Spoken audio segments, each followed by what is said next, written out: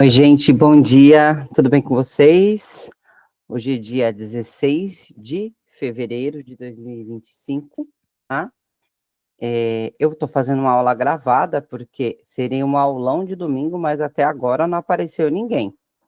Então, né, se aparecer alguém aqui para assistir a aula, eu vou adicionando, tá bom? Eu vou recebendo as pessoas, mas para não atrasar a aula, porque ela tem que terminar meio-dia, aí eu vou começar aqui a explicação. Se entrar alguém, eu posso estar recomeçando, não tem problema. Mas para não deixar de fazer o aulão de domingo, tá? Então, hoje eu trouxe para vocês a orientação normativa de registros da educação infantil, tá? Que é uma normativa de 2020, tá? Ela tá assim, ó, ela tá na FGV, ela é pedida na FGV, do concurso da FGV de 2023 e do concurso da VUNESP, e aparece no concurso da VUNESP de 2024, tá? Que teve, a FGV teve o concurso em janeiro de 2023 e na VUNESP o concurso de janeiro de 2024, tá? Aí aparece assim, ó.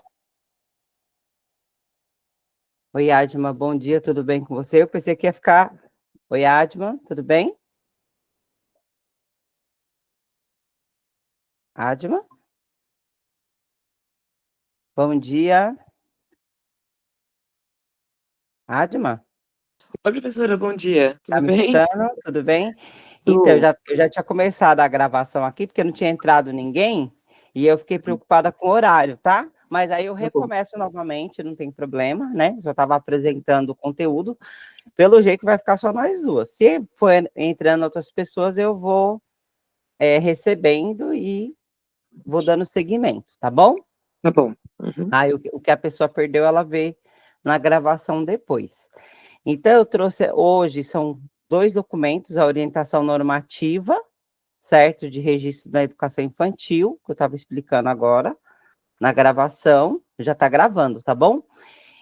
E também a gente vai fazer a correção das discursivas, né? Duas candidatas me mandaram a discursiva, e aí a gente vai fazer a correção dessas duas candidatas, tudo bem?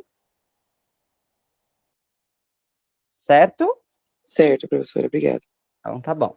Vamos lá. Então, dando continuidade ao que eu estava explicando aqui, eu estava explicando que a orientação normativa de registros na educação infantil, ela aparece nos dois concursos, tanto da FGV em 2023, da FGV de 2023, né? Tem questões sobre isso na FGV de 2023, tanto da VUNESP em janeiro de 2024. Então, ambas usaram esse documento para fazer questões, né?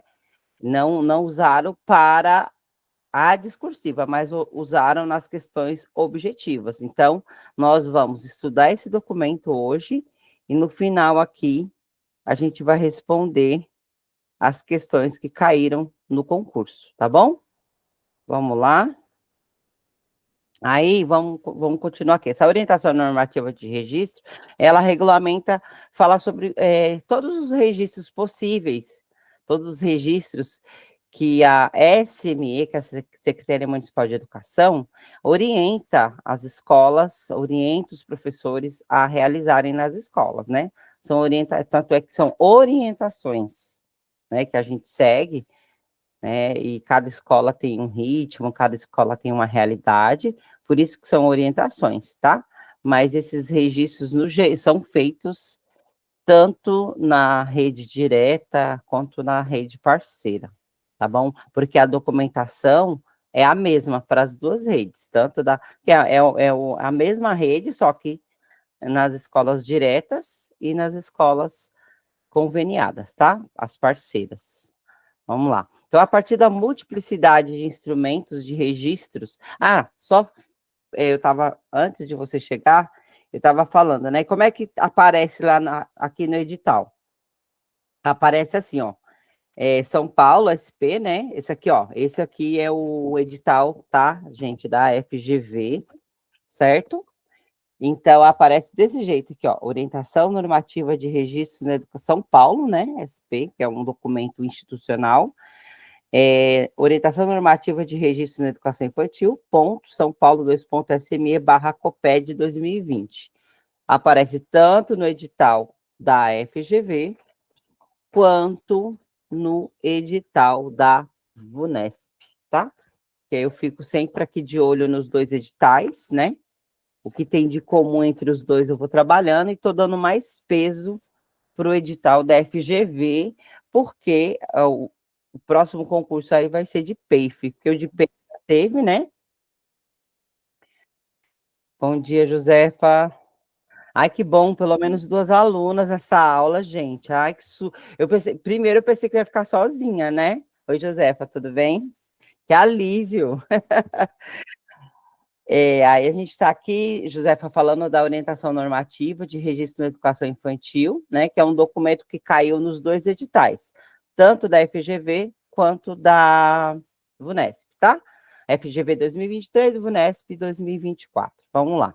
Então, a orientação normativa de registro na educação infantil, a partir da multiplicidade de instrumentos de registros utilizados pelas unidades educacionais, né, da rede municipal de ensino. Então, vai falar de planejamento, carta de intenção, semanário, diário de bordo, caderno de observação, caderno de passagem, portfólio, mural, painel, agenda, redes sociais, relatório individual do bebê e da criança, registro de reuniões e horários formativos, projeto político-pedagógico, entre outros, e os diferentes usos desses instrumentos no cotidiano, né, de todas os centros de educação infantil, né, então, tanto o Centro de Educação Infantil, que é o chamado SEI, os diretos e parceiros, né? Os parceiros são os indiretos e particulares, dos Centros Municipais de Educação Infantil, CEMEI, do Centro de Educação Infantil Indígena, o CII,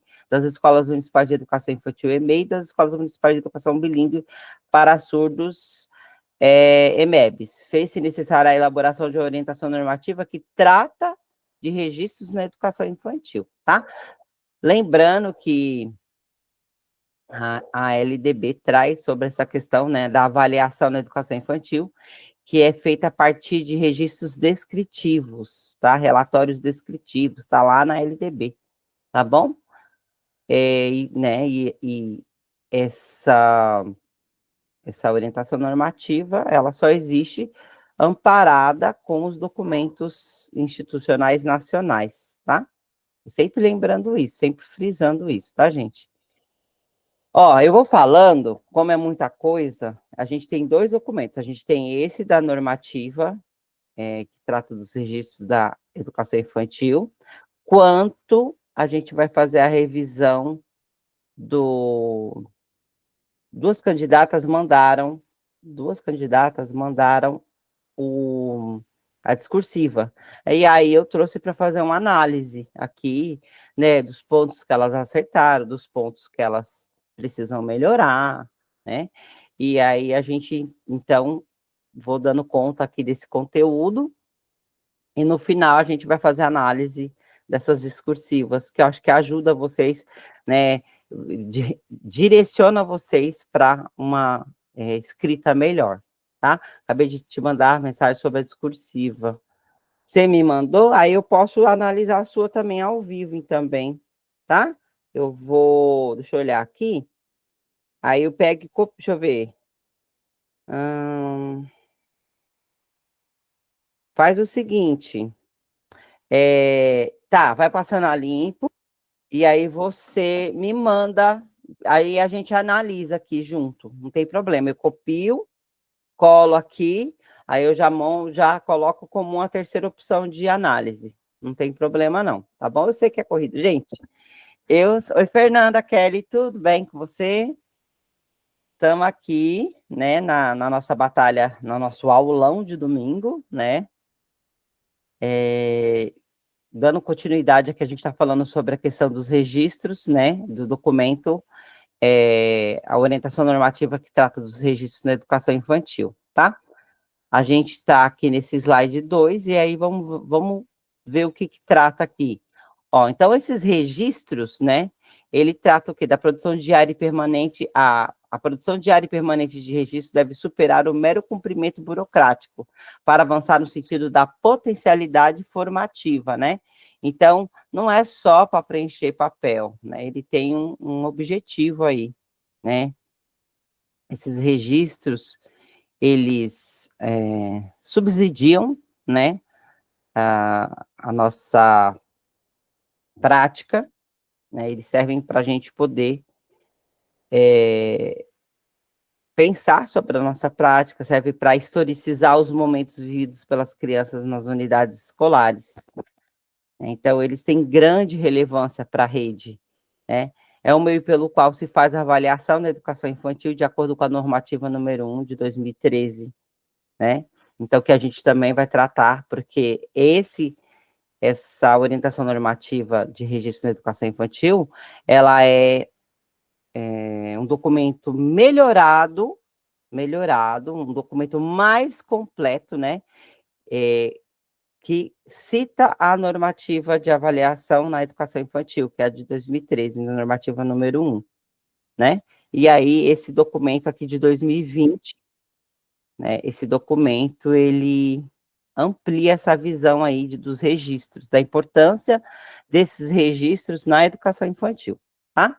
E é importante salientar que tanto a FGV quanto a VUNESP, nos 2 últimos concursos agora, né, tiveram questões sobre isso, né, e aí a gente dá ênfase também na educação infantil, que tem um peso muito grande, porque cai tantas questões, né, dessa questão do registro, lá na prova objetiva, quanto na discursiva, trata de temáticas da educação infantil. Então, a gente tem que ficar alerta, porque se cai 2, 3 questões, pode ter certeza, com 1, 2 vai ser sobre educação infantil.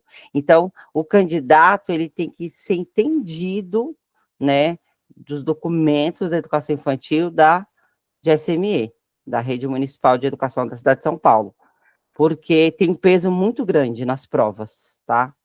Tanto, por exemplo, VUNESP cobrou 3 questões só sobre esse documento, gente. É um peso muito grande você pegar um mesmo documento e tirar 3 questões de lá. Com a FGV já fez uma salada mista, esse último concurso da FGV, foi bem misturado, assim, foi a primeira vez que eu vi um concurso assim, sabe? Com diversos temas, né? A VUNESP, ela é mais objetiva, e a VUNESP, ela é um pouco mais analítica, digamos assim, a VUNESP, ela é mais sintética, com os objetivos, com os assuntos, né, com as temáticas, e a FGV, ela é mais analítica, ela mistura um tema com outro, ela quer que você aprenda a articular informações. Isso é muito de grande relevância, então a gente tem que prestar bastante atenção. Os documentos de educação infantil, eles têm grande relevância nos concursos, tá? Então, por isso, aí eu tô aqui nessa parte amarela do slide 2 aqui, tá?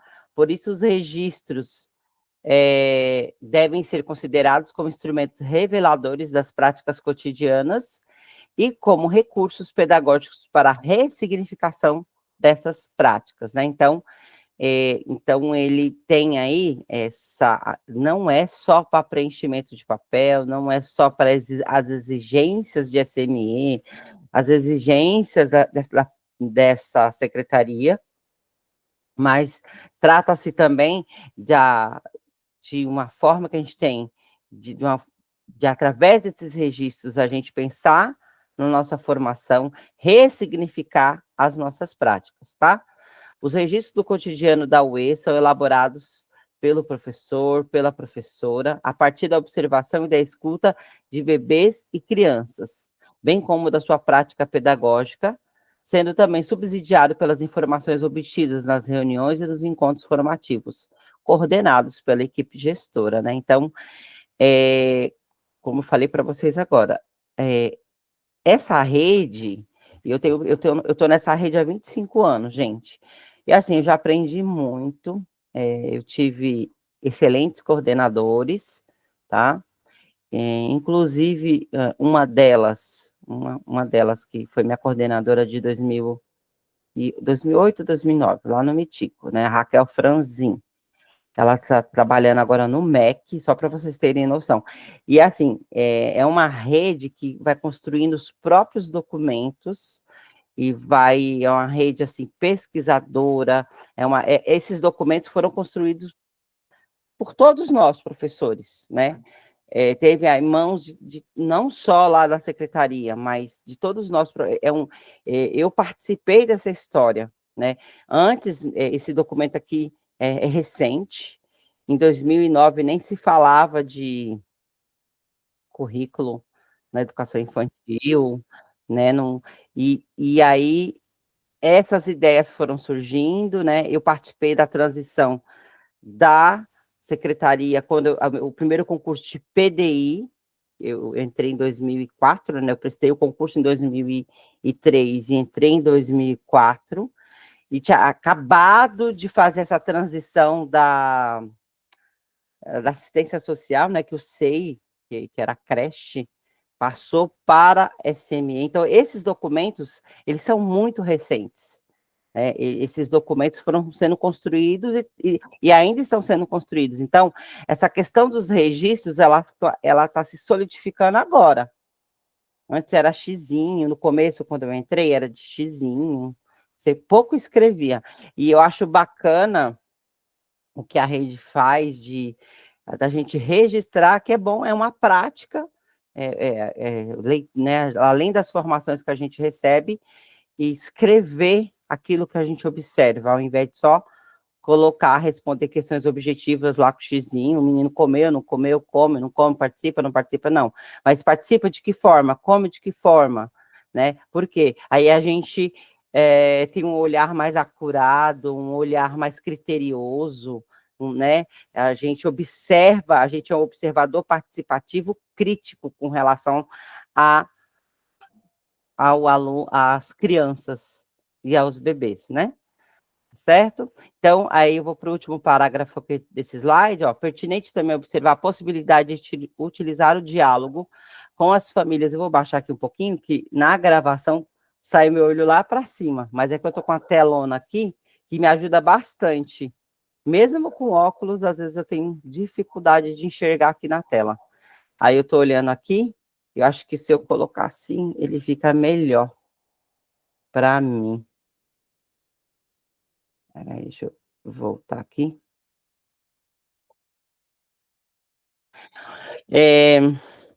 Pertinente também observar a possibilidade de utilizar o diálogo com as famílias responsáveis por meio de agenda das redes sociais ou da documentação pedagógica, além do registro do professor, né, da professora, que a maioria são professoras, tem professores na rede, né, na minha escola atualmente tem 2 professores, né, e um deles está atuando, outro está afastado, né, por motivo de saúde, mas ele é um dos,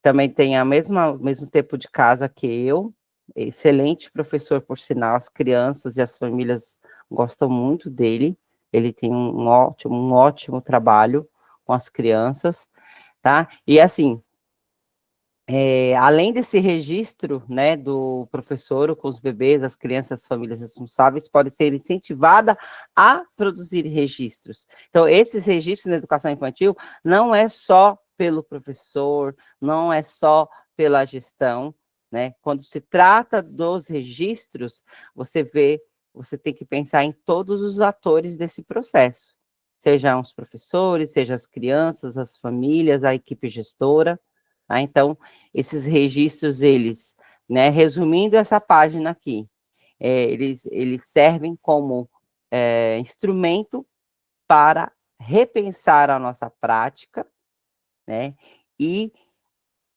dizer também que esses registros não partem só de um dos atores desse processo, que é o professor, parte de todo mundo, né, professores, professores, famílias, crianças, né? Então é importante dizer isso, que não é só o registro feito por nós, professores, do qual esse documento está tratando. Oi, Célia, bom dia, tudo bem? Só para te localizar aqui, a gente está falando sobre a orientação normativa de registro na educação infantil, tá? Você já teve essa aula, você já conhece, a gente está retomando aqui hoje, tá bom? E eu acabei de falar aqui do slide 2 da importância dos registros na educação infantil, que os registros, eles servem como a gente pensar na prática, né, refletir sobre as nossas práticas e pensar que os registros não são feitos só pelos professores, mas também pelas famílias, também pelas crianças e pela equipe gestora, tá? Então, qual que é o papel da equipe gestora e da ação supervisora na elaboração sistemática e frequente dos registros? Por que sistemática? Porque é uma ação diária. Quem trabalha na educação infantil escreve incansavelmente, né? As minhas amigas que trabalham em SEI sabem disso. É no SGP, é no caderno de bordo, é no caderno de passagem, é nos relatórios, os relatórios descritivos semestrais, são nas observações diárias que a gente faz com relação às crianças, os registros individuais, os registros em grupo. Então, assim, nós da educação infantil, né, a gente escreve incansavelmente, tanto utilizando tecnologias, né, as mídias, quanto no papel, né, papel e caneta. A gente escreve incansavelmente. É o tempo todo a gente está preocupada com a questão dos registros, tá? Quem está na rede já sabe, né? Quem já tem contrato, ou quem trabalha na rede conveniada, sabe disso, sabe do que eu estou falando. Quem é de fora, né, talvez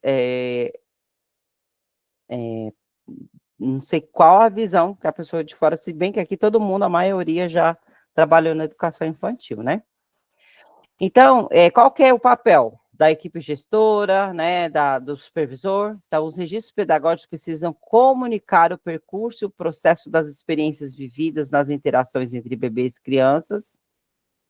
Então, olha aqui, comunicar o percurso e o processo das experiências vividas nas interações de bebês, crianças, crianças e adultos, bebês, crianças e materiais, bebês, crianças e espaços para os próprios bebês e crianças, para famílias responsáveis e para todos os educadores, nos momentos de formação permanente. Então, esse registro, ele faz o quê, gente?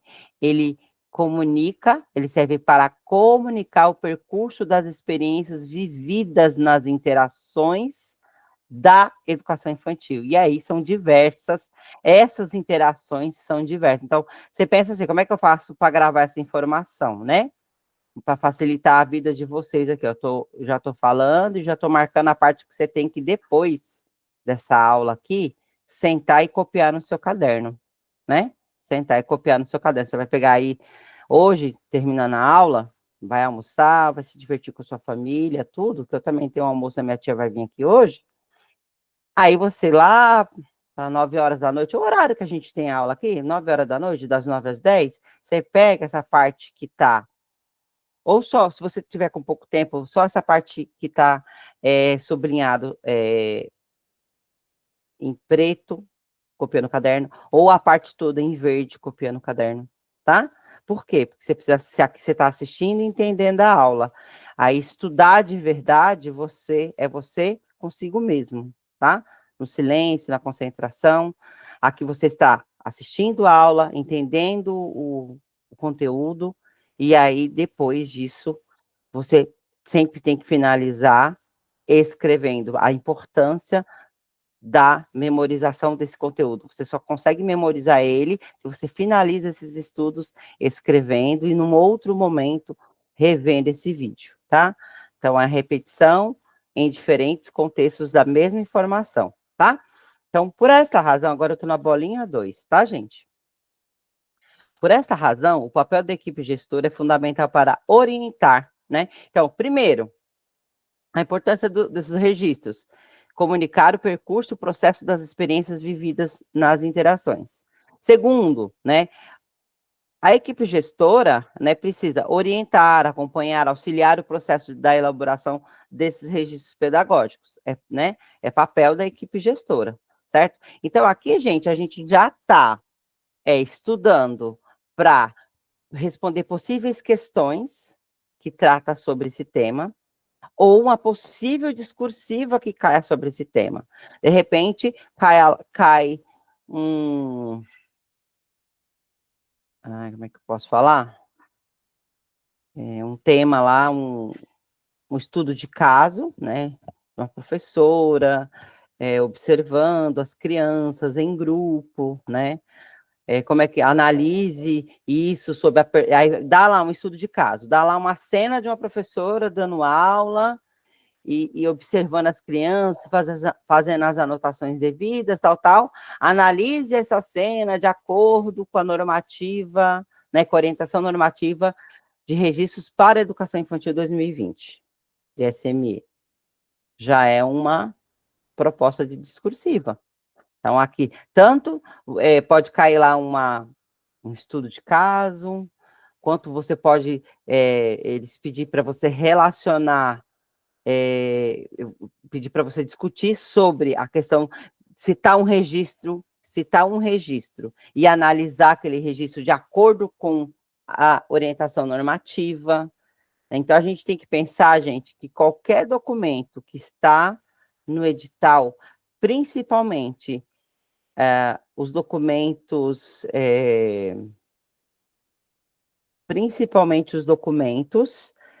da rede,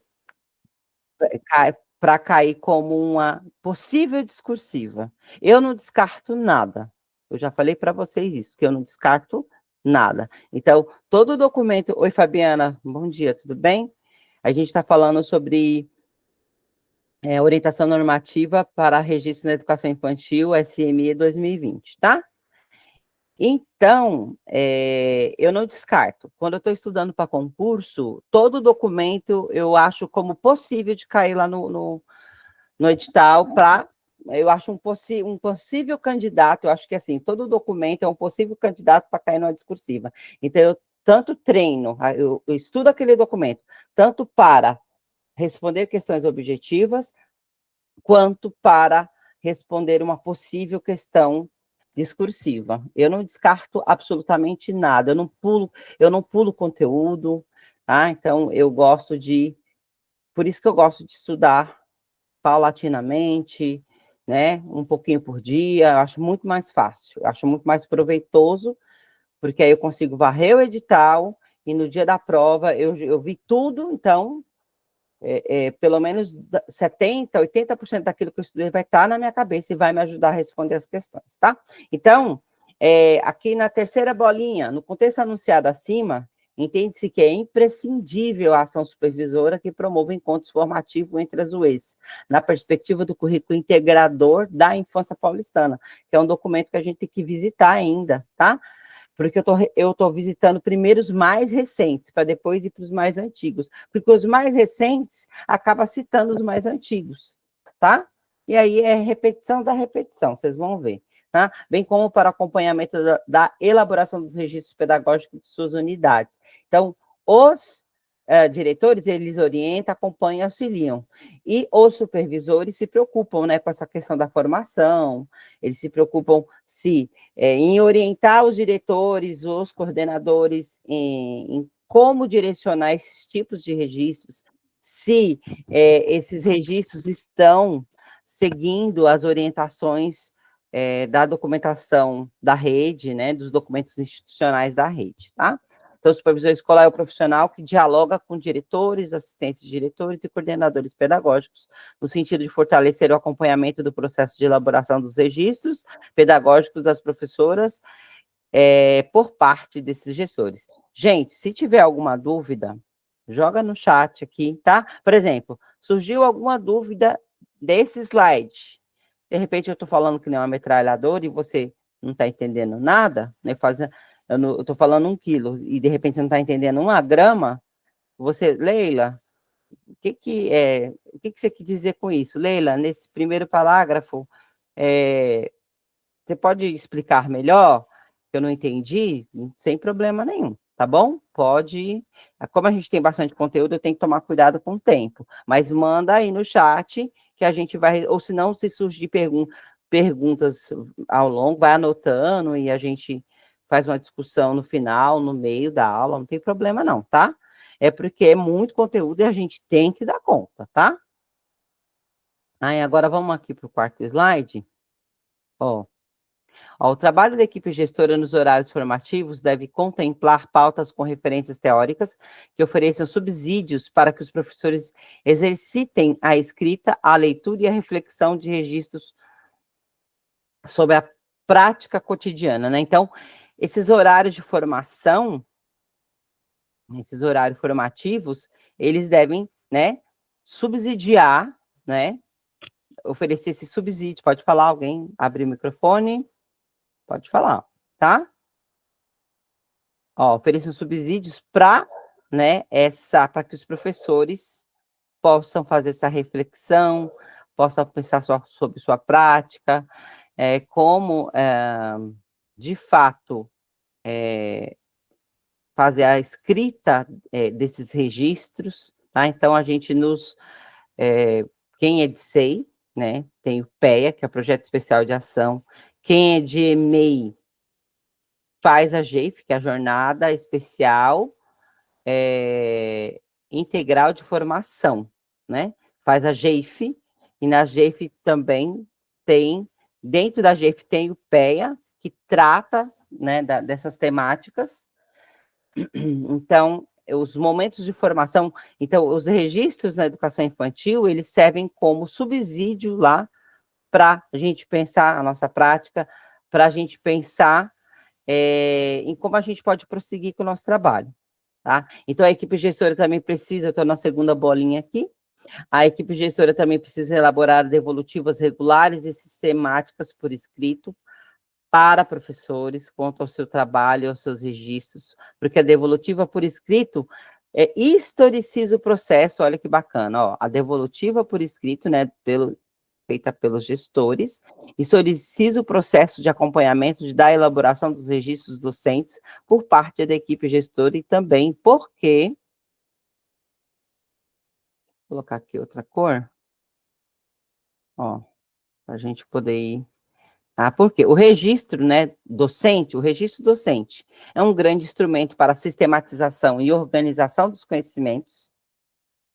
É também a possibilidade de que a roda não se feche em si mesma, mas se abra para o mundo através de textos. Os conhecimentos ali gestados podem, por exemplo, atingir outros grupos. Então, gente, como eu falei para vocês, eu não trago resumo de nada. Eu pego o texto que está lá, né, o que eu acho de mais importante, faço o Ctrl+C, Ctrl+V. Tá? Então, você está tendo acesso ao texto do documento, porque a banca cobra o texto do documento, né? Na hora de fazer as perguntas, na hora de elaborar as questões objetivas, ela só considera as suas palavras lá na discursiva. Você pode dizer isso aqui, não tem que ser exatamente do jeito que está aqui, mas você tem que subentender, né? A banca precisa subentender que você implicitamente leu o documento. Então, na discursiva. Então, por isso que eu trago o documento do jeitinho que é. Né? Claro, eu pego as partes mais relevantes, eu procuro não trazer repetição de que tem coisas que aparecem em diversos documentos que a gente já viu várias vezes, aí eu procuro não ser repetitiva, mas que eu procuro trazer o documento na íntegra, isso eu procuro, tá? Eu acho de extrema importância. Então, o registro é um grande instrumento, já falei sobre isso, já li também esse último parágrafo, né? Então, a gente falou do papel dos gestores e dos supervisores, agora a gente vai falar do papel docente, o papel dos professores na elaboração desses registros, tá? Estou de olho aqui no chat, se alguém quiser fazer alguma pergunta, abrir o microfone, pode falar, tá? Que é conteúdo pra caramba, né?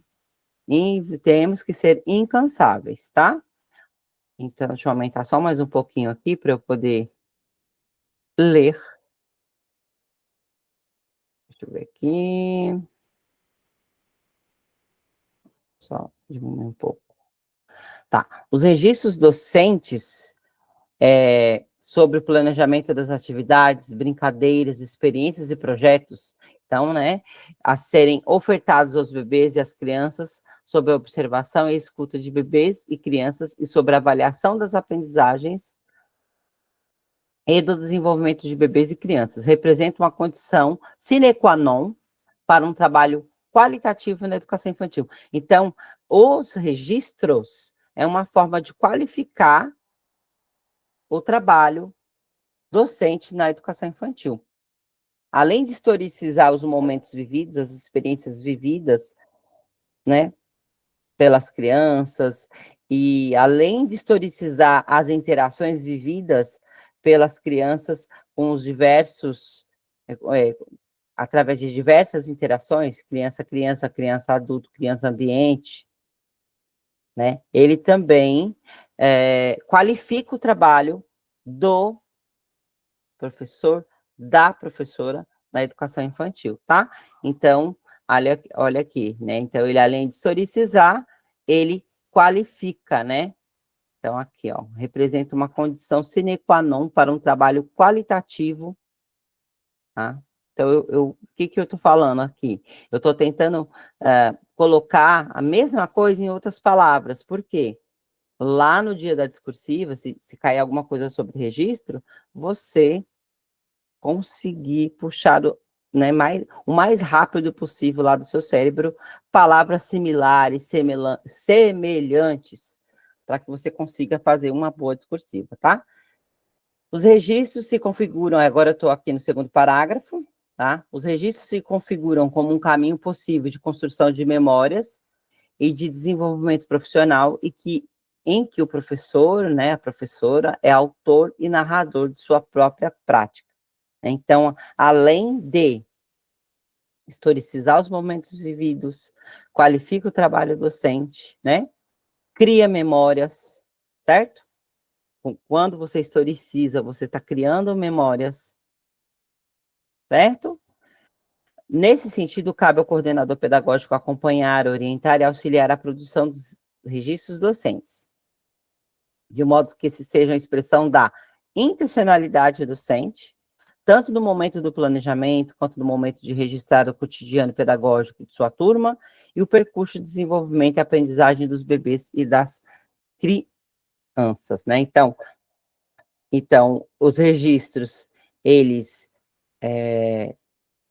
qualificam o trabalho, historicizam, né? E eles historicizam, eles registram os momentos, e ele também faz o que, gente, aqui?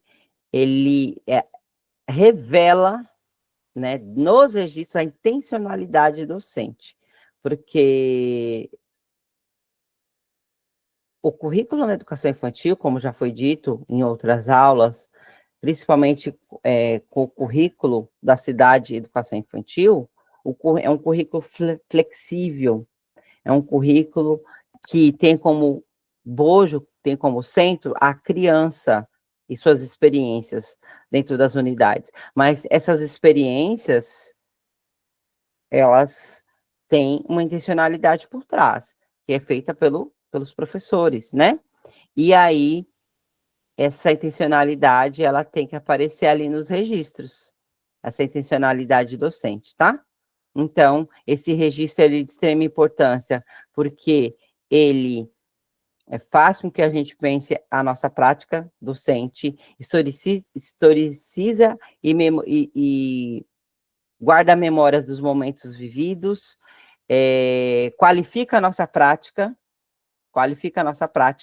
e revela as intencionalidades. Você vê que eu já vou fazendo um resumo do resumo do resumo, e aí você, o que você vai fazer? Depois que você sentou hoje, das 9 às 10, fez as anotações necessárias, você, em outro momento, você pega esse vídeo, assiste e coloca essas palavras-chave, porque aí você só deixa para colocar as palavras-chave depois que você entender o conceito, tá? Não adianta fazer o contrário. Colocar palavras-chave sem conceitos. Entenda o conceito e depois produza as palavras-chave que eu estou falando aqui, que aí você bateu o olho na palavra-chave, você já lembra do conceito. É essa a minha intenção, que você bata o olho na palavra-chave e automaticamente vem o conceito. Aí, se vier o conceito, meu amor, é um abraço, e aí você vai escrever plenamente, tá? Aí, ao coordenador, eu estou aqui no último parágrafo, ao coordenador pedagógico é o principal interlocutor das professoras, né, dos professores, em seu processo de reflexão sobre os registros. Nessa perspectiva, os registros são, olha que bacana aqui, ó, os registros são instrumentos de consolidação de diálogos para ampliação do sentido do que se deve registrar a respeito da prática pedagógica, né?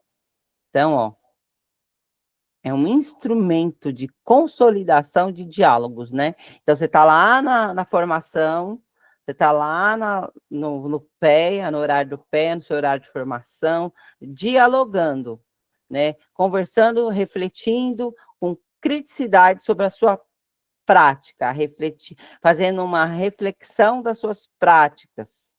E aí, o registro, ele consolida esse diálogo, né? O registro, ele é um instrumento para consolidar esse diálogo, tá? Então, você vê o percurso que a gente está correndo aí, né? A gente falando da importância desses registros, tanto para todos os atores, sejam eles os professores, a equipe gestora, pais, crianças, a importância disso e o papel que cada um tem com relação a esses registros, né? Que esses registros, eles historicizam, eles criam memórias, eles qualificam o nosso trabalho, eles é um instrumento de consolidação dos diálogos, nos momentos de formação. Então, veja bem, vamos construindo e vamos costurando isso na mente de vocês, para que na hora lá da sua discursiva você lembre e na hora de responder perguntas também, né? Qual que é o papel do registro na educação infantil? De repente aparece alguma pergunta sobre isso. De repente aparece alguma pergunta especificamente sobre algum tipo de registro, diário de bordo, cartas de intenção, né, de acordo com a LDB, a avaliação da educação infantil com os relatórios descritivos. Então, você tem que resgatar muito rápido aquilo na sua memória para que você consiga responder a questão sem dúvida nenhuma, tá? Bateu o olho, respondeu a questão. Os registros docentes não podem ser apenas descritivos ao relatar o que aconteceu no dia a dia, mas também ser analíticos, tentando compreender as experiências ocorridas, vividas, para buscar as relações com a continuidade do trabalho a ser desenvolvido. Nesse cenário, o professor que observa, então, para ele poder registrar, ele precisa observar, escutar, registrar e interpretar o cotidiano de sua turma, né? De bebês, crianças, e isso produz a possibilidade da documentação pedagógica, né? Então, todos esses registros, né, os relatórios descritivos, diário de bordo, caderno de passagem, agora a gente tem o SGP, né? Ele forma a documentação pedagógica, tá? Então, todos esses registros na educação infantil, a gente pode chamar, né? Ele se consolida como uma documentação pedagógica, que serve para comunicar alguém, né? Comunica a comunidade, comunica aos pais, comunica as outras unidades, né? No processo de transição do SEI para EMEI, da EMEI para o ensino fundamental. Por quê? Porque não tem ruptura, né? A educação básica, ela não tem ruptura, ela é uma só. ela não sofre ruptura, né? E aí esses registros, eles servem como parâmetro de continuidade do trabalho, ele comunica aos outros profissionais, ele comunica à comunidade, ele comunica as outras instituições, o trabalho que foi feito, e a partir daquilo que está ali registrado, o professor da etapa seguinte possa fazer seu planejamento de uma forma mais consciente e crítica, porque ele conhece a história, porque aquela história ela foi registrada, né, e tem memória, né, então, é nesse sentido. Para isso tudo, para todos esses tipos de registro, a gente chama de documentação pedagógica. Tomando consciência de seus potenciais como aprendiz e se desenvolve profissionalmente, tá? Então, o registro diário é, pois, um instrumento que articula a ligação entre teoria e prática, entre as aprendizagens já realizadas e os novos conhecimentos, tá? E vocês veem, eu acho muito bacana também, a gente fala assim, né, eu penso assim, quando eu estudo assim, eles vão citando autores. Gente, é um desses autores que vai cair lá no concurso. Ó, Osteto, tá vendo? Que é Osteto 2008, página 21. Ó, deixa eu ver se essa mulher aparece aqui. Eu acho bem, é assim que eu estudo, gente. Aí eu já falo assim, ó, será que essa mulher vai ser cobrada lá? Né, ó, deixa eu olhar aqui, ó. Eu fico observando, eu fico curiosa. Eu falei assim, será que vai cobrar essa Osteto lá no concurso? Ó, deixa eu ver aqui se está no edital aqui, ó. Tá rapidamente aqui, ó. Ó, deixa eu ver se foi cobrado nesse Osteto. Não foi cobrado, mas outras, né, não foi cobrado, mas está ali. Então, assim, você quer saber quais são os autores que vão cair no concurso. É só você ver o documento da rede. Claro que eles não vão citar todos aqueles autores que estão ali, mas vocês vão ver. Daqui a pouco a Sueli Amaral Melo já aparece. Daqui a pouco já outros documentos que aparecem muito, né? Do silêncio ao silêncio escolar da...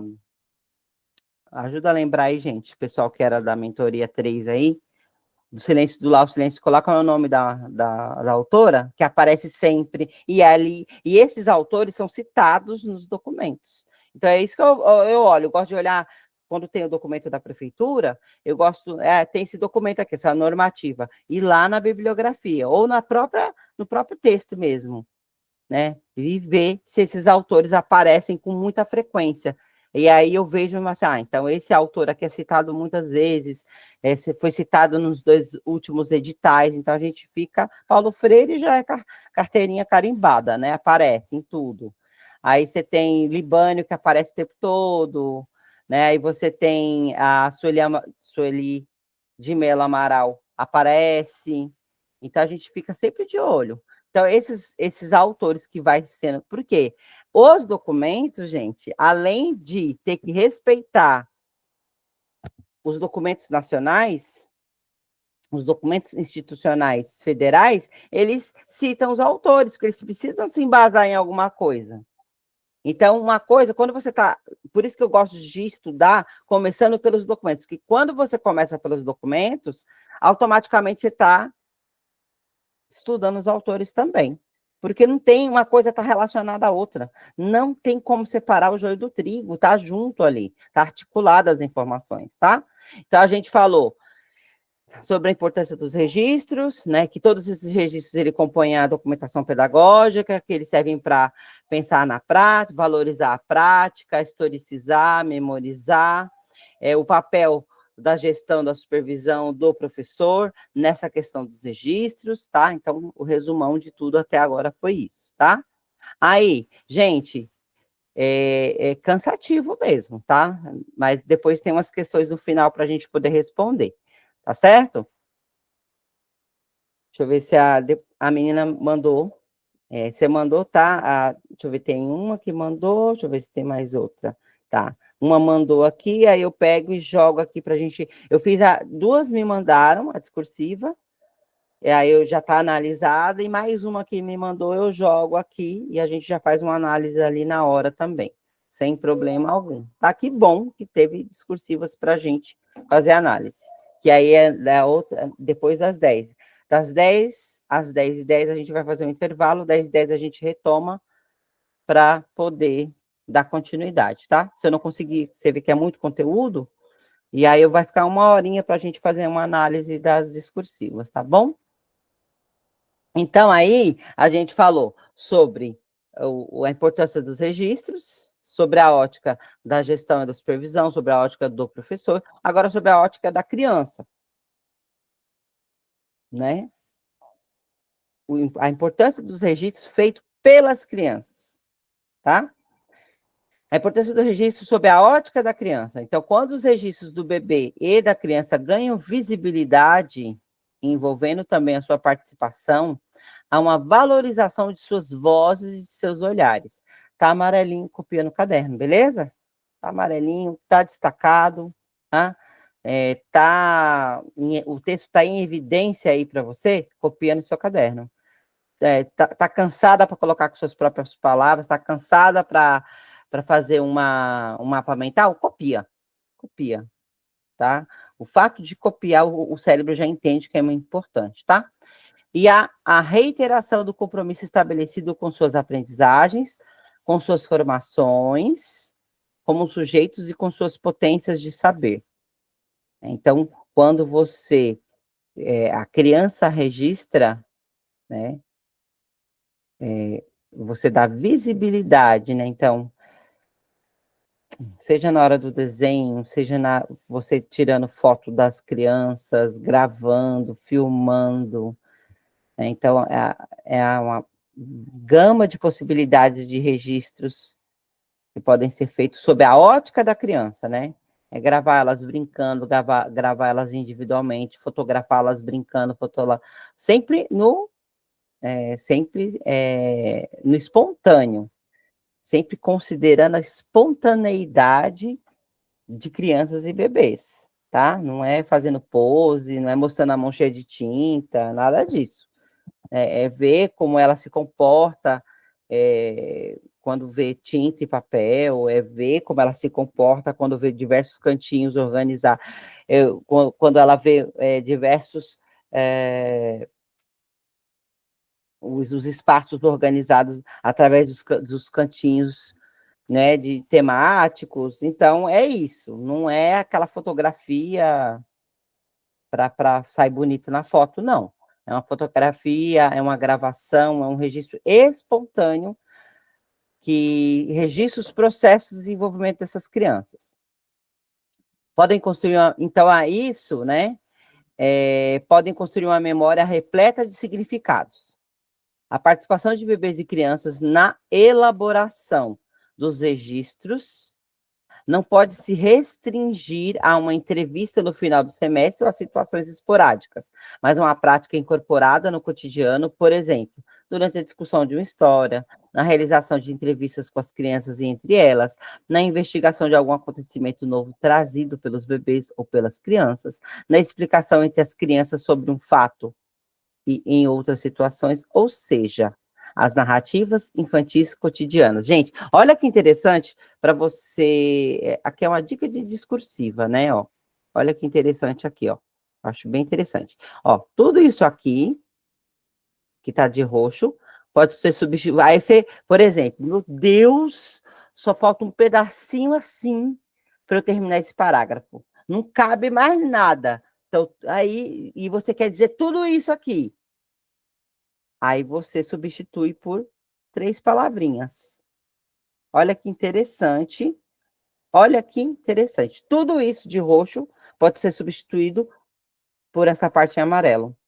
Então, é aprender a fazer análise, síntese. Análise, síntese. O segredo de você escrever bem se cair uma VUNESP, se cair uma FGV, é você sintetizar uma discursiva em 20 linhas. Se cair uma VUNESP, é você saber analisar e conseguir escrever em 30 linhas, ou 6 linhas, porque Geralmente eles fazem 3 questões, aí aquelas 3 questões completam as 20 linhas, por exemplo, ou as 30 linhas, por exemplo. Então, de repente, essa informação, né, se for uma FGV, você vai ter que falar tudo isso que está de roxo.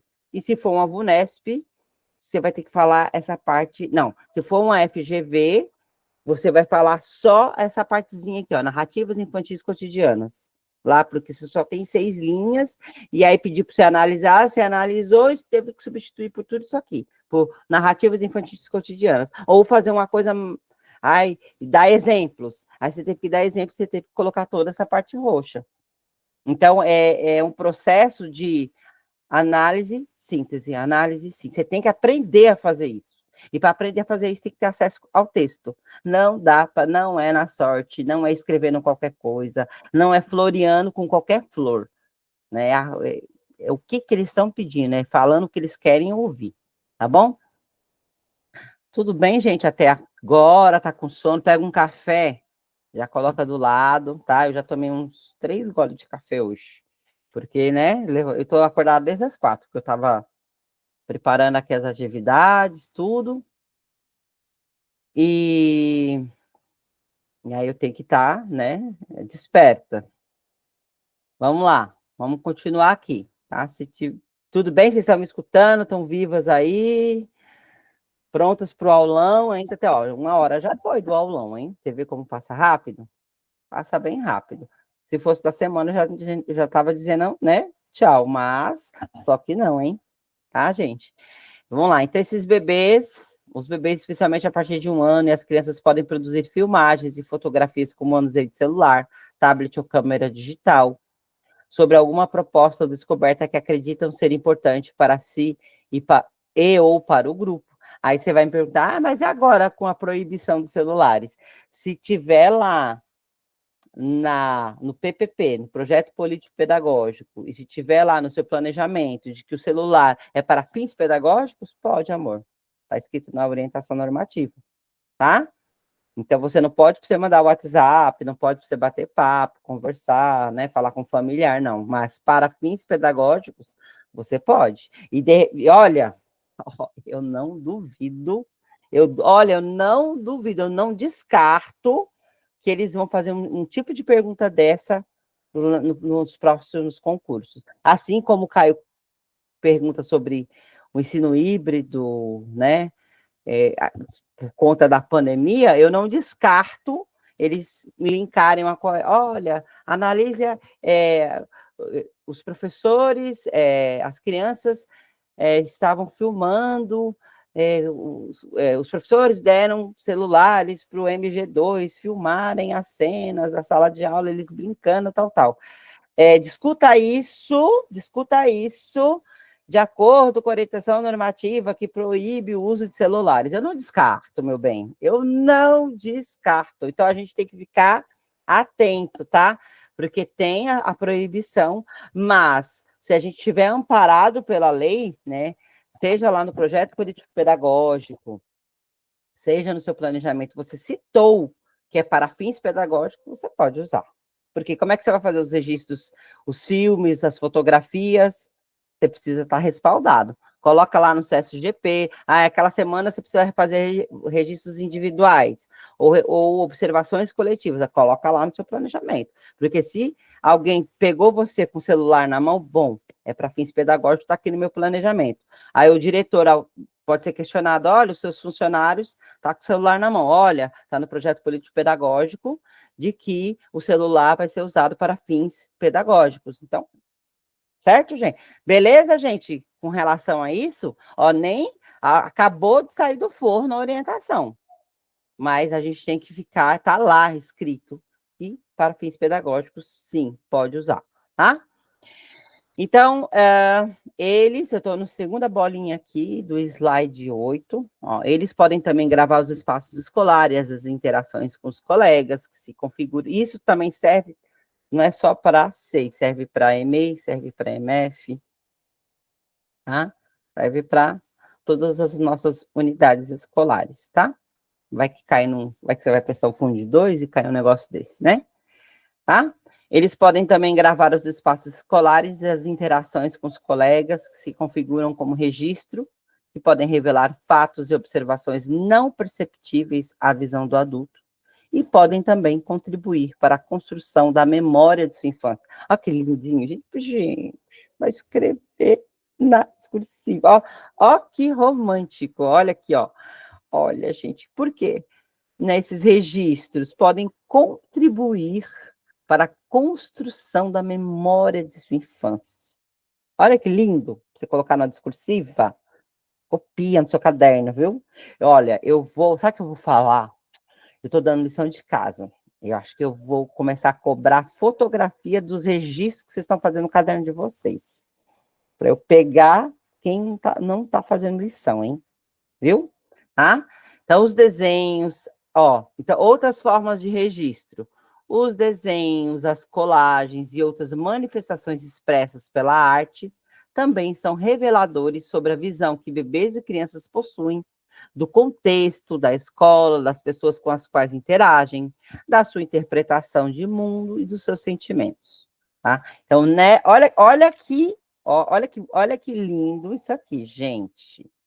Olha aqui, isso aqui é um conectivo bonitinho, para você dar continuidade ao texto, né?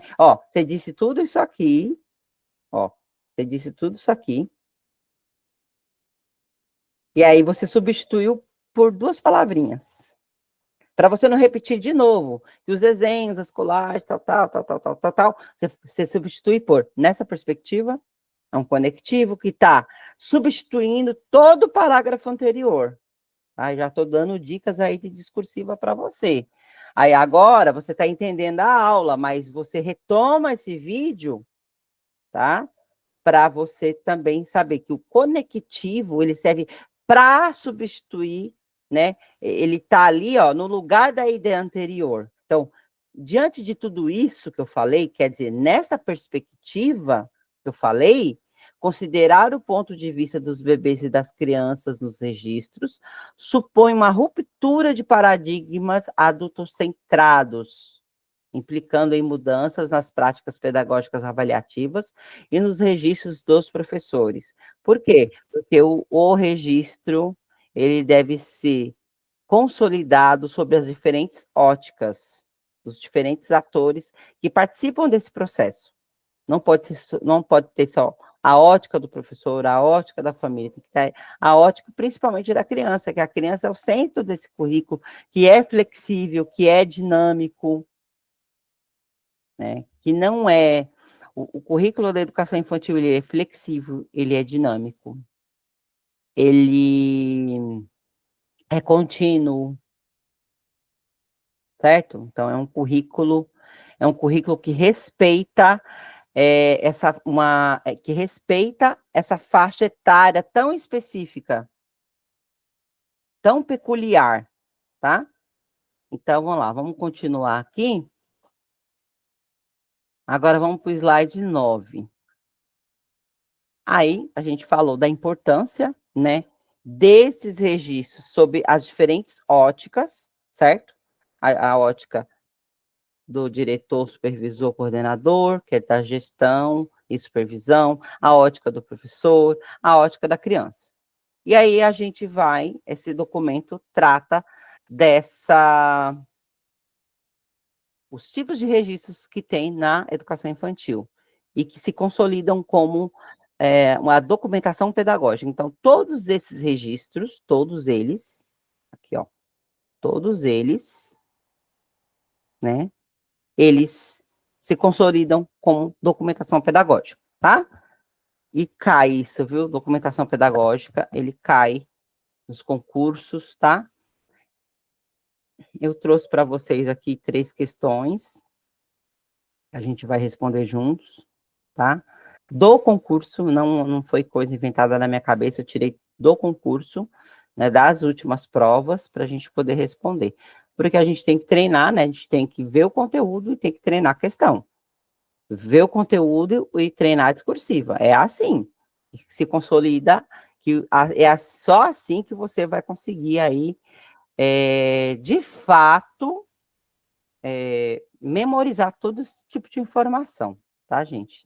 Não tem caminho leve, né? É o caminho das pedras para você chegar lá, né? Caminho das pedras, igual o caminho lá da Alice, para você chegar lá no pote de ouro, né? Que é a sua tão almejada vaga que você quer. E aí você tem que dominar isso aqui e estudar. E aí, em pleno domingo, né? Claro, só nós estamos estudando, já tenho certeza. É só nós. Né? Então, vocês são creme de la creme dos concursos, tá? Vocês são creme de la creme, pode ter certeza, gente, certeza. Ah, eu não tenho dúvida. Eu não tenho dúvida. Tá? A gente vai estar na frente de muita gente, muito. Não tenho dúvida nenhuma com relação a isso. As modalidades de registros, tá? Entendemos que há diversas modalidades de registros pedagógicos, por isso optamos por estudá-las a partir de 4 categorias. O registro para o planejamento do trabalho pedagógico, registro para a comunicação do trabalho pedagógico, registro para a avaliação das aprendizagens e registros para a formação permanente. Vamos ver cada um deles aqui, tá? O registro para o planejamento do trabalho pedagógico, né? O planejamento anual como carta de intenções. Então, antes desses documentos, a gente planejava o planejamento anual, né? Quais eram os nossos objetivos gerais, né? Eu lembro, né?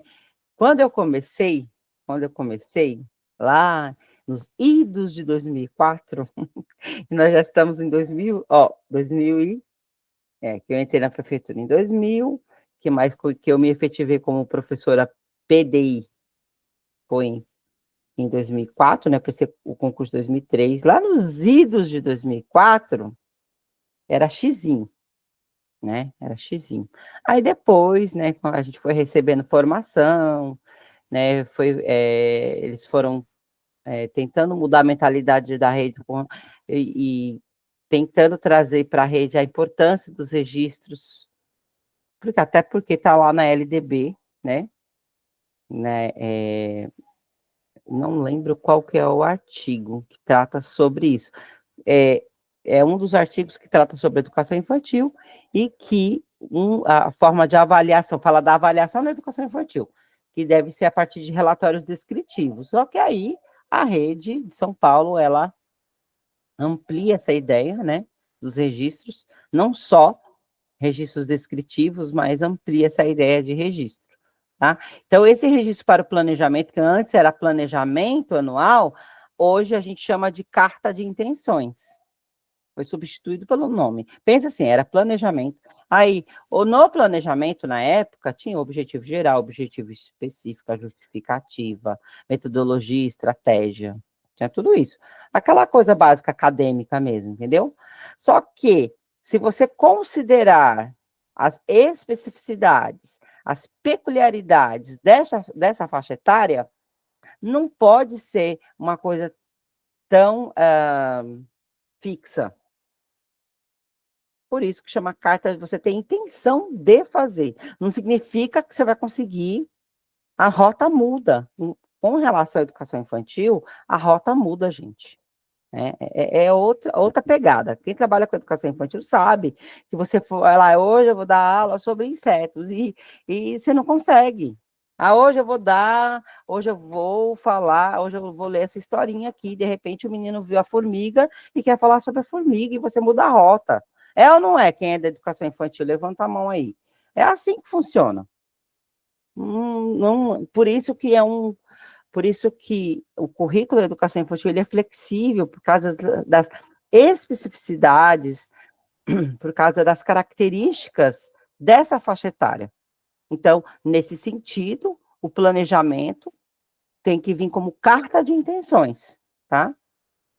Então, essa carta, como o próprio nome já diz, tudo bem, meninas, eu sei que para muita gente, acho que todas as que estão aqui são da educação infantil. A Célia não é, mas já trabalhou, né, Célia? Na educação infantil. Acho que eu lembro que você já comentou alguma coisa sobre isso. Mas as outras todas que estão aqui sabem do que eu estou falando, certo? Se não, vocês falam aí no chat, eu estou acompanhando aqui, tá? É coisa para dedéu, né? Tá, então, Essa carta, como o próprio nome já diz, apresenta o ponto, né, o ponto de partida do trabalho docente, do planejamento, bem como suas primeiras intenções, que serão recheadas, ressignificadas ou transformadas ao longo do caminho. Por quê? Porque você tem especificidades, a mudança de rota. Você, você pega criança, de repente, lá no começo do MG2, sempre tem, aí criança que está usando fralda, que está usando chupeta, que faz parte do processo, elas chegam, e elas mudam, em 2 meses elas são totalmente diferentes, em 2 meses elas não estão usando mais chupeta, não estão usando mais fralda, já está mais autônoma, e aí as suas intenções são outras, vão mudando, né? Então, essa também é um documento que vai sofrendo alterações ao longo do processo. Aí, aqui, estou no segundo parágrafo aqui, sua riqueza está na existência de um embasamento que permite começar e na abertura para o novo que ainda virá. É como planejar uma viagem, temos roteiros, expectativas e muitas intenções, que serão modificadas a cada passo ou situação. A carta de intenções, olha que legal aqui, ó, para uma discursiva, adoro essas coisinhas, eu acho uma delicinha esse aqui, ó, para escrever. Aqui é para você memorizar, para você poder escrever depois, ó. A carta de intenções valoriza o fazer pedagógico, o acontecimento diário, que muitas vezes não se formaliza. Aqui é a Ana Paula Dias. Não sou da educação infantil, mas a intenção é migrar ou prestar para os dois. Bacana, bacana. Então, para as outras meninas aqui, Ana Paula, elas estão familiarizadas, que a maioria aqui é tudo da educação infantil, ou é da rede direta, está como contrato, ou é da rede indireta e quer, né, migrar para a rede, da rede parceira e quer migrar para a rede direta, ou, como tem colega aqui que já passou no concurso, que é um segundo cargo, tá? Então, eu acho uma delícia, eu gosto demais da educação infantil. Eu já fui professora de português, professora de inglês, gente, eu já tive muitos cargos, eu já trabalhei no Estado, mas assim, a minha realização é com as crianças, porque é o único lugar assim que eu não perco as esperanças, é o único lugar que me faz assim, não, tem esperança, o mundo tem esperança, né? É o único lugar que me faz acreditar nas coisas, porque em outros ambientes que a gente frequenta, eu imagino que esteja mesmo. É muito difícil. Eu já fui professora do ensino médio, já dei aula de português. Já fui eu eventuei no estado, no ensino médio. E não é meu perfil. Não adianta, não é meu perfil. Não tem perfil para adolescente. Não tem perfil. Eu acho que cada um, eu acho que tem perfil, sabe? Tem professor que lidar bem. Eu gosto da educação infantil, né? Eu me apaixonei, desde quando eu entrei, foi meu primeiro concurso, estou nele hoje. Eu já tive vários cargos, tem meninas aqui que, ó, me conhecem de miliano aqui, né? A Maria do Carmo, a Célia, tal. Mas eu acho a educação infantil de um encantamento, que é o único lugar que não me deixa perder as esperanças na educação, porque eu sei que tem jeito. Eu sei que tem jeito. Não, eu acredito plenamente, né? Na verdade, decepcionada com as mudanças no ensino médio. Sim, eu sei, não é tanta mudança e às vezes a gente não tem um respaldo para acompanhar tanta mudança. E eles querem que a gente se vire. Eu só não vou me estender e nem falar, porque isso aqui é uma gravação e vai para o YouTube, né? E eu sou funcionária pública, servidora, eu tenho que seguir as regras da 8989 de 79, tá? Então, eu não me estendo, porque isso aqui é público, vira público, e nem sempre a nossa opinião é interpretada de uma forma correta, né? Mas é assim, a educação infantil é encantadora. É um lugar que você não perde esperança nunca, porque as crianças, elas revelam coisas, elas enxergam coisas que você adulto não enxerga. Né? Outro dia tive uma aula de Tanajura, gente. Eu tive que aprender sobre Tanajura para poder explicar para a criança porque que a Tanajura tinha um bumbum tão grande. Enfim, né? É muito legal. E aí, na carta, como o currículo da cidade, o currículo da cidade de educação infantil diz para nós que essa faixa etária ela tem suas especificidades, tem as suas peculiaridades, suas características próprias, não dá para ser um plano anual engessado, e sim uma carta de intenções, porque você tem a intencionalidade. Não significa que tudo aquilo que você planejou será realizado, as rotas vão mudando, né? Então, essa carta de intenções, ela precisa estar fundamentada no currículo integrador da infância paulistana, que é um documento que a gente vai revisitar, outros aqui já conhecem, outros não.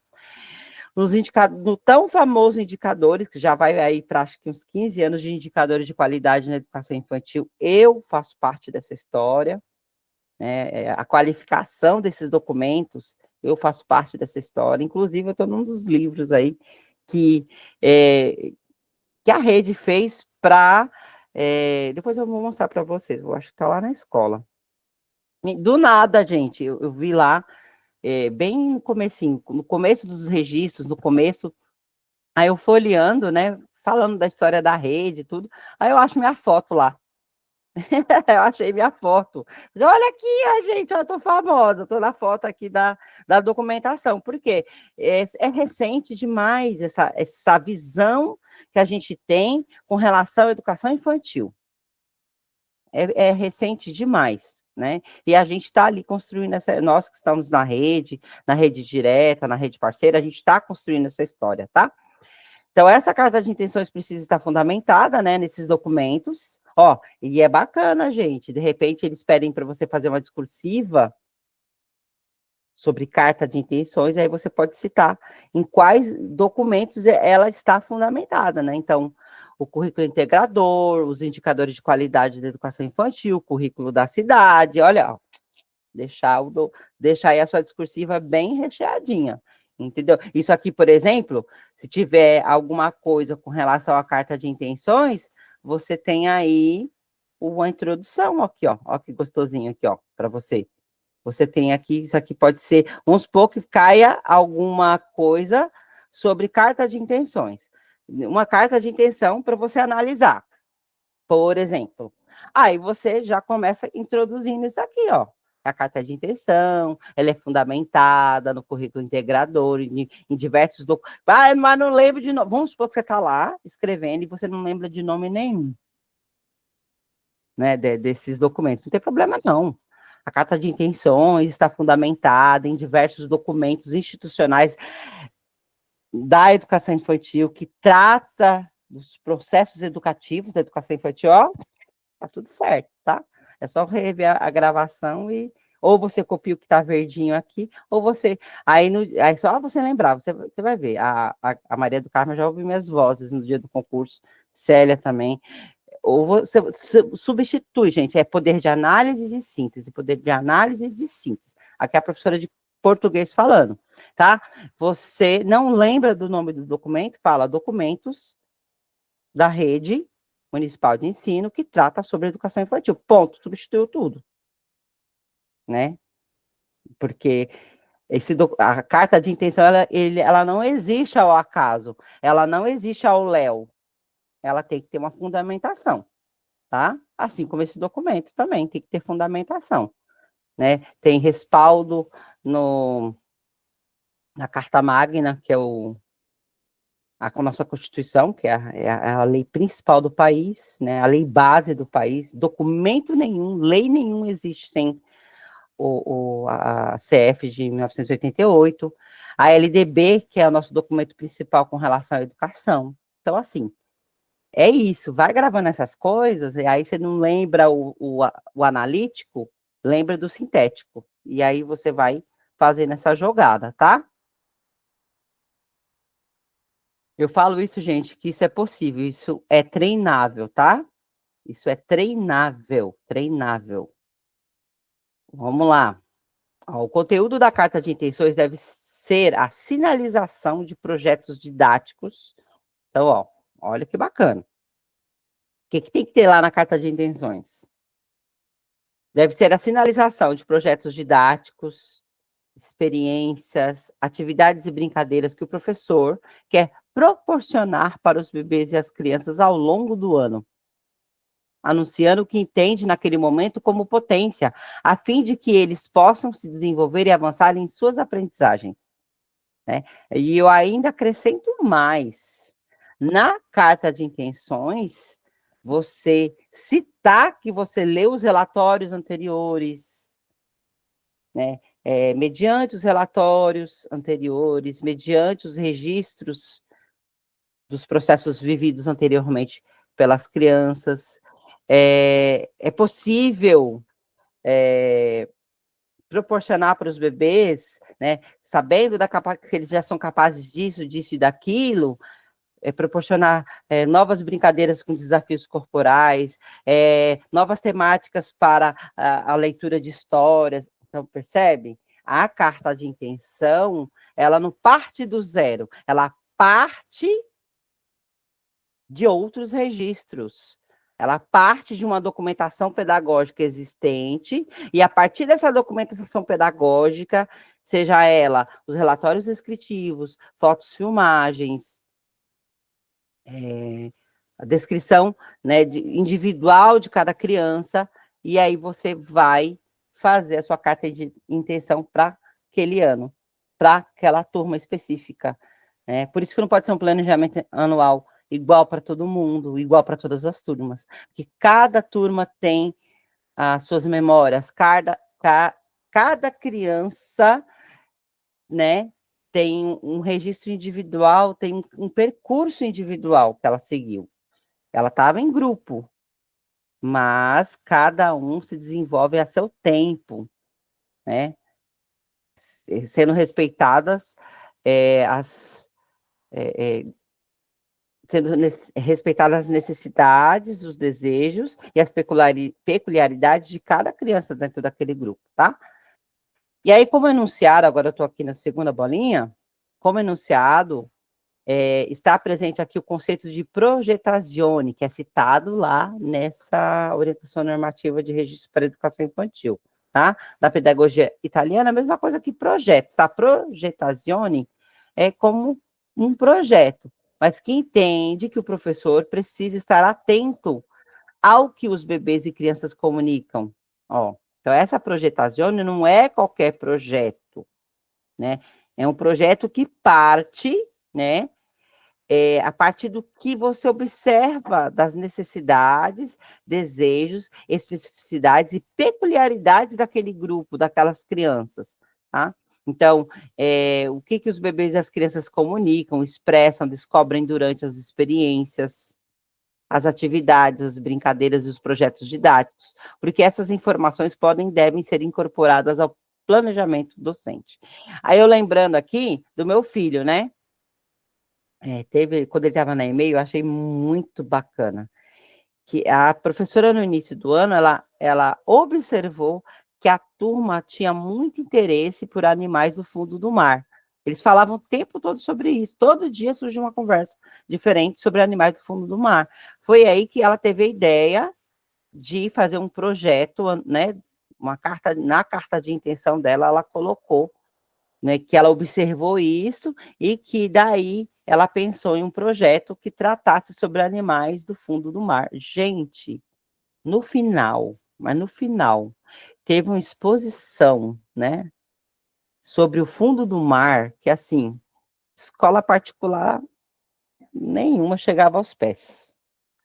Por isso que eu falo assim, eu acredito muito, muito, muito, muito, muito na escola pública, eu acredito muito, muito na forma como as escolas que seguem são sérias, né? As escolas que são muito sérias seguem o currículo, porque assim dá para trabalhar muita coisa e ampliar, né, as visões.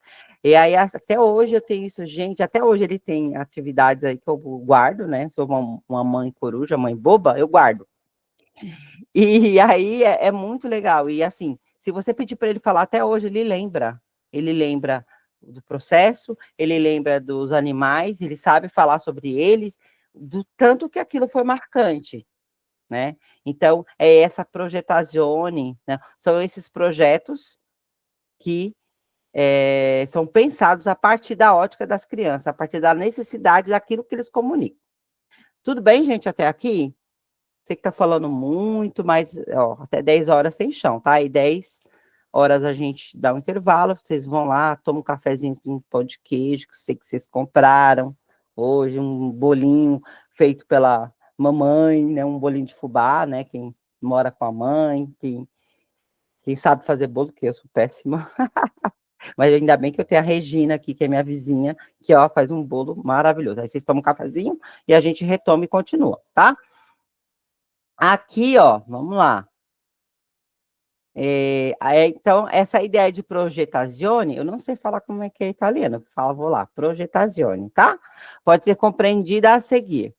O currículo, ele é visto como decorrente das observações dos professores sobre ideias, os interesses das crianças, mas também elaborado conforme o que os professores pensam que poderá contribuir para o crescimento delas. Então, o professor, ele faz essa mediação entre o objeto de conhecimento e as crianças.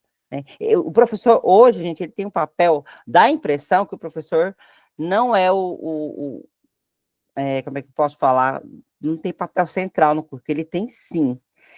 O professor, ele tem esse papel de mediar o objeto de conhecimento junto com a criança. Então, ela tem que ter aquela escuta atenta, criteriosa, né, prestar atenção no que a criança está se comunicando, para a partir daí lançar a mão das suas intencionalidades. Eu acho o papel do professor hoje de uma complexidade imensa. Ser professor hoje, nos dias atuais, eu acho de uma complexidade imensa. É tanto conhecimento que você tem que ter, né? Outro dia eu ouvi um cara que ele é orientador financeiro, mas ele já foi professor. É muito interessante isso. E ele tem uma didática muito interessante. Ele falou que o professor de hoje, ele é um curador das informações. Sabe, curadoria, que você vai numa exposição, que você vai ver uma exposição de obra de arte, aquilo ali teve a mão do curador, né? Ele coloca a imagem, coloca as estátuas, coloca o quadro de uma forma que aquilo vai sensibilizar quem está olhando para aquele quadro, para aquela arte. Então, o professor hoje, o professor de educação infantil hoje, ele tem que ter tanto conhecimento, que eu pensei, gente, eu devia ganhar 20 mil, 30 mil, porque tanto conhecimento que a gente tem que ter com relação à criança, com relação ao cérebro da criança, com relação ao desenvolvimento, com relação às diversas, com relação à inclusão. E que inclusão é essa? É muito, muito complexo. Eu acho de uma complexidade assim, e não é fácil ser professor hoje. Não é fácil. Nunca foi, mas hoje eu acho um desafio ainda maior. É claro, a gente sabe que é uma profissão que a gente está em constante aprendizagem, mas agora com as tecnologias digitais, com as mídias, aí que a gente tem que se aprofundar nos assuntos, e olha assunto, hein? A gente tem que entender. Então, esse currículo, ele é visto como decorrente das observações dos professores sobre as ideias e interesses das crianças, aqui, ó, eu vou marcar aqui para você poder copiar no seu caderno depois. Não precisa copiar agora. Agora você está assistindo a aula, entendendo o conteúdo. Depois você vai, de fato, estudar. Tá bom? E depois, em outro momento, você revisa o vídeo. Porque aí você solidifica as informações e transforma essas informações de conhecimento no seu córtex frontal aí, tá? Mas também é elaborado conforme o que os professores pensam que poderá contribuir para o crescimento delas. Portanto, os professores e crianças constroem, olha aqui, portanto, os professores e crianças constroem juntos um plano flexível, flexível, tá? Projetazione é, assim, o quê? Um processo dinâmico baseado na comunicação, que gera documentação e é reciclado por ela. Tá? Que eles citam aí essa projetazione.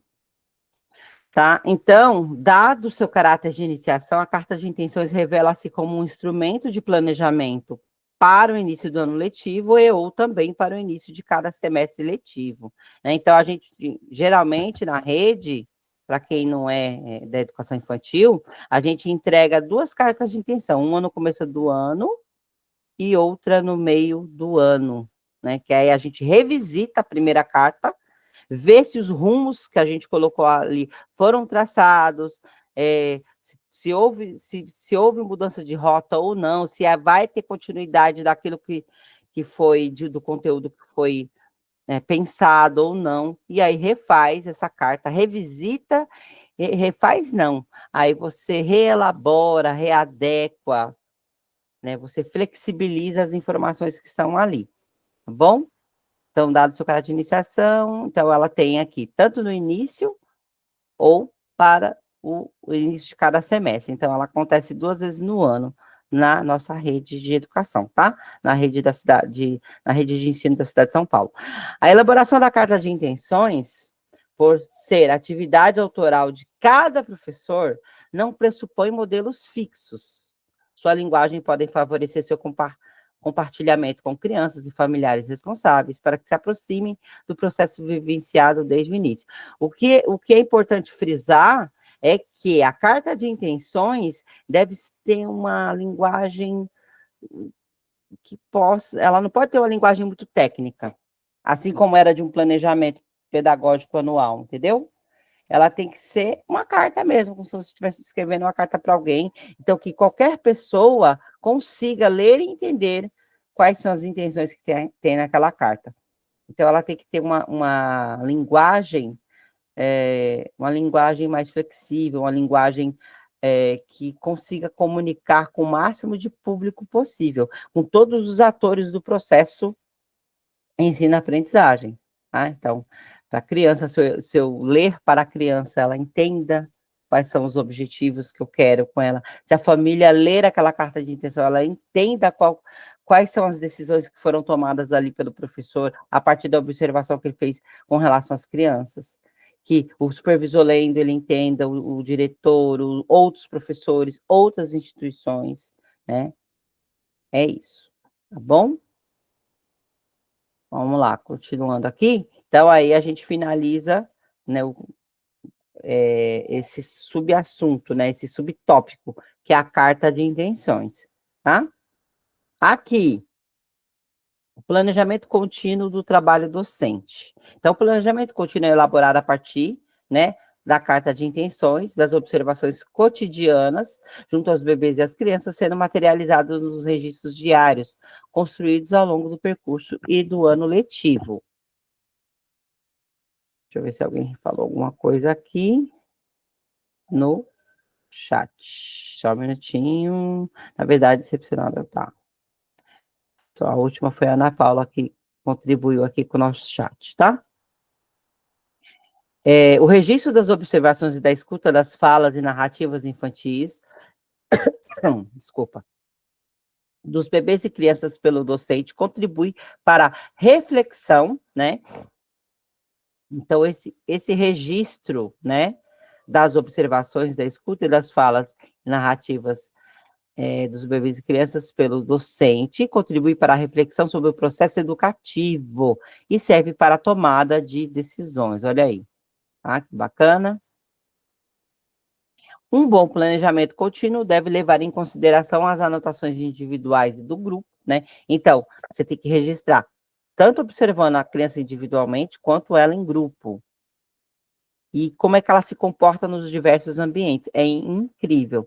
Tem crianças que no ambiente fechado, de sala de aula, ele se comporta de um jeito. Ele é uma pessoa, um indivíduo. Quando você coloca ele num espaço aberto, ele é outra. Né? Então, por exemplo, eu tenho crianças, já tive, acho que vocês podem também relatar isso, que tem criança que não gosta de ficar no ambiente fechado. Aí ela tem um comportamento mais agitado, um comportamento mais inseguro. Então, quando essa criança vai para um ambiente mais aberto, um parque, o verde, terra, areia, brinquedos que ela possa gastar energia lá e possa ter flexibilidade motora, nossa, ela é outra, vira outra criança. É incrível isso. Então, como o ambiente, ele repercute no processo de ensino-aprendizagem das crianças, né? E como cada criança, ela realmente é um ser individual, se comporta de formas diferentes, de acordo com o ambiente que é intencionalmente elaborado e planejado, né, para ela. Então, um bom planejamento contínuo deve levar em consideração as anotações individuais e do grupo, sobre o que foi vivenciado durante a ação pedagógica proposta. Então, esses registros devem ser tanto individuais, porque as crianças têm comportamento diferente, tanto em grupo. Ela também age de uma forma individual, quando está em grupo, age de outra. Por isso, a importância desses dois tipos de registro, tá? Então, nesse contexto, os professores, juntamente com a coordenação pedagógica e com os seus pares docentes, precisam estudar os registros produzidos no máximo quinzenalmente, tanto do planejamento contínuo quanto do cotidiano vivido com os bebês e as crianças, para revisitá-los e planejar as próximas ações. Dessa forma, materializa-se a projetazione. Tá? Então, tudo aquilo, né, a partir das cartas de intenções, você vai elaborar propostas ali naquela carta de intenção, quais são os caminhos que você quer, e aí você revisitar esses registros para se materializar a proposta da projetazione, né? Então, o planejamento deixa de ser elaborado a partir de atividades desconexas entre si, apenas para preencher o tempo no ambiente escolar, abandonam-se as listas de atividades e as datas comemorativas, é por isso que a gente não comemora mais data comemorativa, atividade ali, hoje tem que ter isso. Não, não necessariamente. Elabora para aquela semana, e aí ali você vai flexibilizando e vendo o que pode ser feito. E se no meio do caminho tiver que mudar, muda-se, não tem o que fazer, por conta da especificidade dessa faixa etária, tá? Então, caminha-se para um planejamento que envolva escuta, observação, pesquisa e registro, que sinalizarão os interesses dos bebês, das crianças e das professoras, sendo o projeto, né? Então, o projeto, que é essa projetação, o projeto, a modalidade organizativa que mais se aproxima dessa perspectiva. Então, essa organização, né? Você citar lá na sua carta de intenções que você quer fazer projetos, é o que mais se aproxima dessa projetazione. Por quê? Porque o projeto, ele respeita, você tem etapas para seguir, você tem um processo. Um projeto é um processo, né? E aí, na educação infantil, assim como nas outras etapas de ensino, você deve considerar o percurso, e não só o produto final. E não só lá a mostra cultural sobre animais aquáticos, não é? A importância foi como é que esse conhecimento ele foi construído, tá? Gente, tudo bem até agora, é coisa pra caramba, mas estão conseguindo entender o que eu tô falando? Manda um joinha aí no chat, fala alguma coisa, se tiver dúvida, eu paro, explico, tá? Teve gente que já teve essa aula, né? Praticamente tem gente aqui que só está revisando a aula, tem gente que é a primeira vez que está vendo, né? Como é o caso da nossa amiga que falou que é do ensino médio, né? Como é o nome dela mesmo? Da Ana Paula, né? Ana Paula. Você nunca trabalhou, né, Ana Paula, na educação infantil? Não tinha experiência na educação infantil, é isso? Não tem experiência? Você está conhecendo aqui a partir do conteúdo, a educação infantil, é isso? Manda aí no chat. Isso, então. Tem gente aqui que está na rede, tanto direta. Esse conteúdo aqui é conteúdo que a gente trabalha nas formações, tá? É um conteúdo muito conhecido por nós. Mas, né, que quem está de fora é igual. Estava conversando com o professor Cláudio, que também, né, ele deu uma sumida aí, não está aparecendo mais com a gente aqui. Mas ele disse que antes de estudar concurso para educação infantil, ele achava que a creche era só brincar e que aquele era um brincar, era só para preencher tempo, e não é. Olha, ele não sabia que tinha tanta coisa por trás. E tem. É incansável. A gente, sabe, as reuniões, as formações, Os registros a gente escreve incansavelmente, tanto na rede direta quanto na rede indireta quanto direta. Esses registros eles são de extrema importância, porque na educação infantil são os registros que são parâmetros para as avaliações, né? Na educação infantil.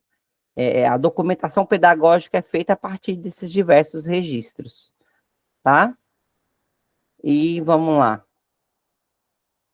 Continuando aqui no slide 14.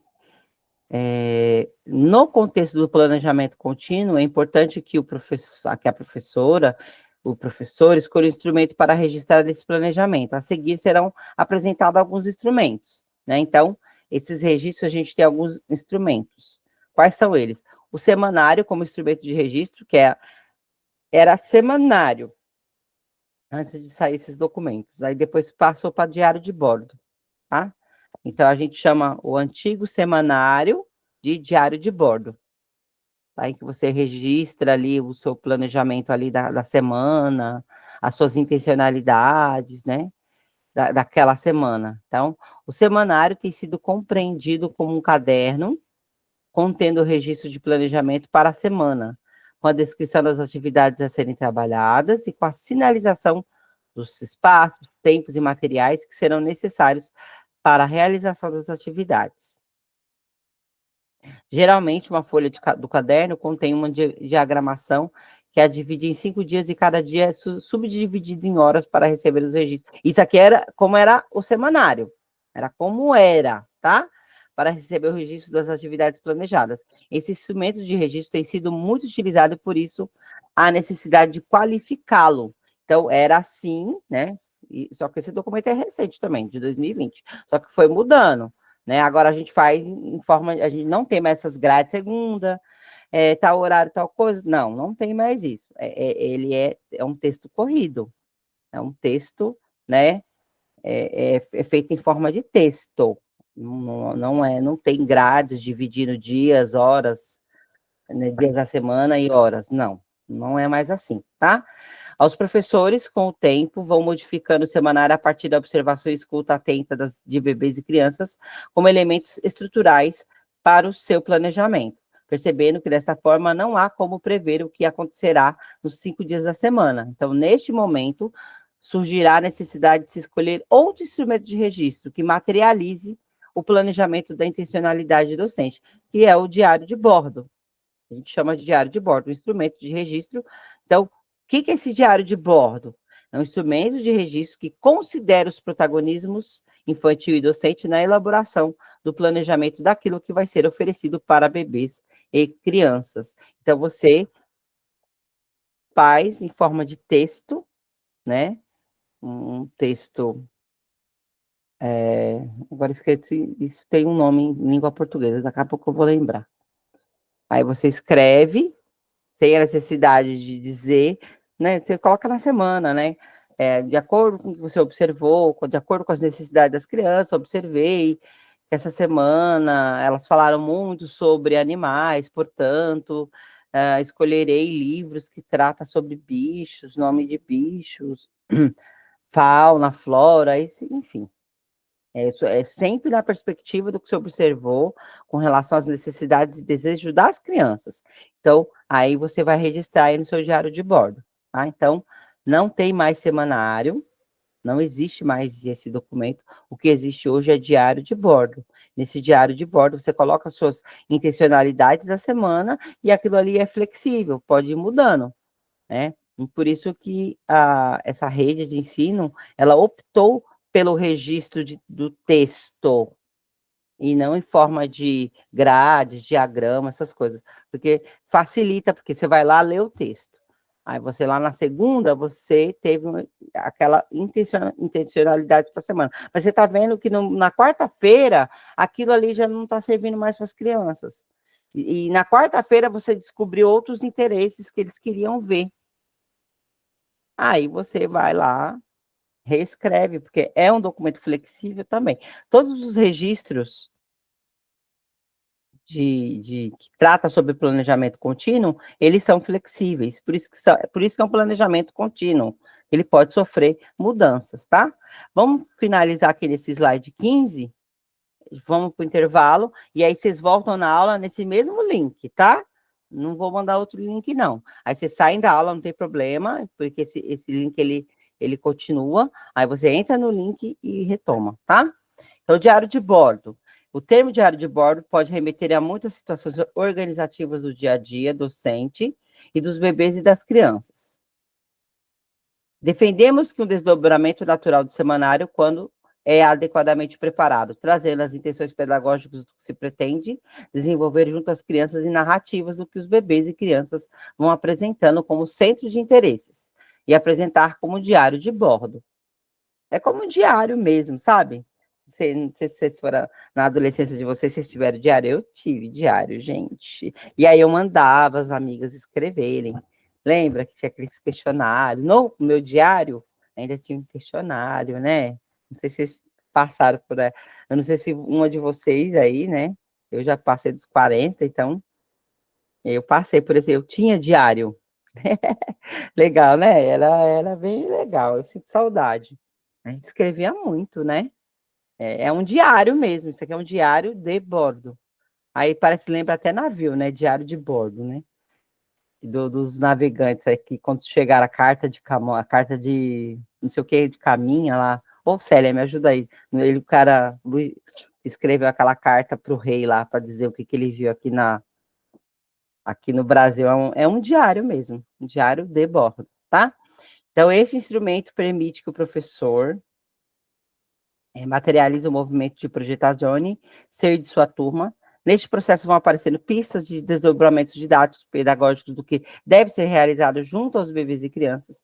O processo investigativo será mais adequadamente vivenciado se for dialógico, e a professora ou professor ter um interlocutor para os seus escritos é primordial, tá? A maior riqueza e motivo de se escrever um diário de bordo, olha que legal, é a potencialização da interlocução, que se opera em 3 ordens: a individual, a parceria e a coletiva, tá? Não há forma fechada de se produzir a narrativa. O que existe são pistas a saber, né? Então, não tem um modelo rígido para fazer carta de intenção, diário de bordo, não tem. A prefeitura não exige isso. O que a prefeitura exige? Que, um indicativo da proposição do dia com destaque às atividades permanentes. Então, por exemplo, tem atividades permanentes, por exemplo, roda de música, roda de conversa, roda de história, mas é sempre flexível, entendeu? Não precisa ser ali certinho, não. Você tem aquelas atividades, você sabe que você vai contar história, você sabe que você vai fazer uma roda de música. Às vezes você, eu marquei para terça, eu quero terça, mas naquele dia não deu certo, não tem problema, faço na sexta. O que você não pode deixar é de fazer, né? Essa intencionalidade. Por quê? Porque faz parte do repertório infantil aprender, né, esses objetos de conhecimento, tá?